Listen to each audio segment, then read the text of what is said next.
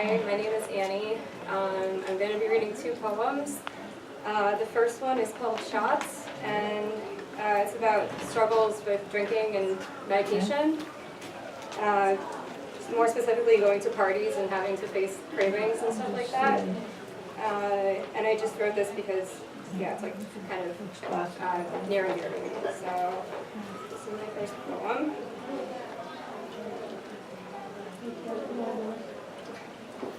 Shots. Why can't I be like them? One of my favorite songs is Shots. I do not drink them. I'm not allowed on my meds. But just imagine if I did have them. Liquid running down my throat and burning tingling on my lips. As I blare shots. If you ain't getting drunk, get out the club. I shout it at the top of my lungs.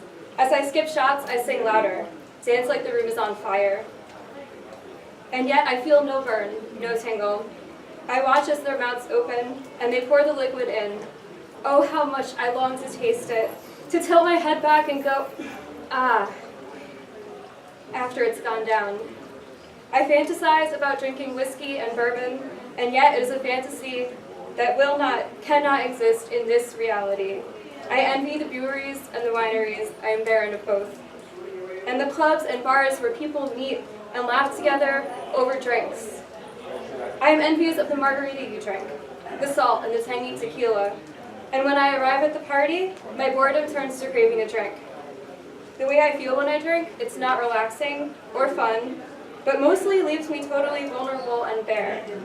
Do I dare to bare myself to strangers?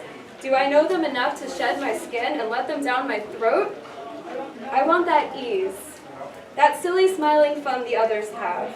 I crave the drink, but it affects me a millionfold as it does others. And I am left with no balm, no ease, no carefree fun, because I do not drink.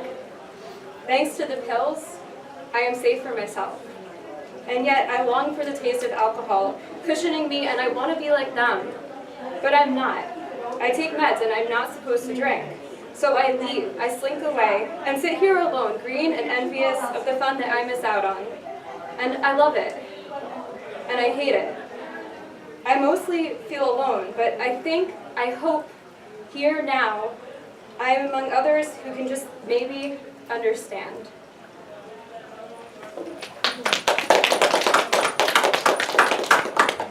Okay. And I'm reading a second poem. The second poem is called Rainbow Room. And this poem is basically about the same exact thing, but it uses a lot more metaphor. It uses personification. I use different drinks that are kind of compared to people. And there's a lot of symbolism. So the rainbow room is where everyone's having a great time, they're drinking and they're partying, and the white room is kind of like where you're just like by yourself and you're not doing that. So it's basically the same thing, but it's a little bit more like metaphorical, if you will. So this is the rainbow room.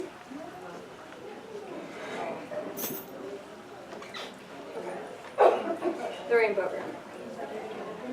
Shots, shots, shots, shots, shots, shots, shots, shots, shots, shots, shots, shots, shots, shots, shots.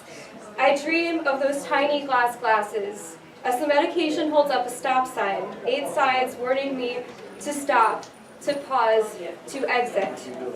Whiskey and bourbon wait in the bottle, scream from transparent glasses. Tequila serenades me, a mariachi band, singer loud, sombrero, tassels, and guitar, and wine. A beautiful dancing lady in a red dress. She whispers in my ear, drink. Put the glass to your lips and pour it down. The room blares party music. Bass thumps as a mixed red drink, umbrella inside smiles and waves. But I sit in a white room, devoid of color. Sound perfectly still. And the white walls bare. How about the umbrellas? The vanilla liquor, the margaritas? No. Pause, stop. Red sign, white letters, caution tapes, yellow and black, between the white room and the rainbow sound, smell, and taste. Stop. Your mouth closed. You turn your shoulder and hold your hand out, then snatch it back close to your chest as you imagine the thump, the taste of alcohol as it warms you. But it feels cold. These capsules keep you from the beautiful rainbow. and try to decorate the white room in hopes of one day opening the door with rainbow created from white. And so from this sterile white room, good night. Try to find the color in the hollow white, and that will be your grandest, most fulfilling delight.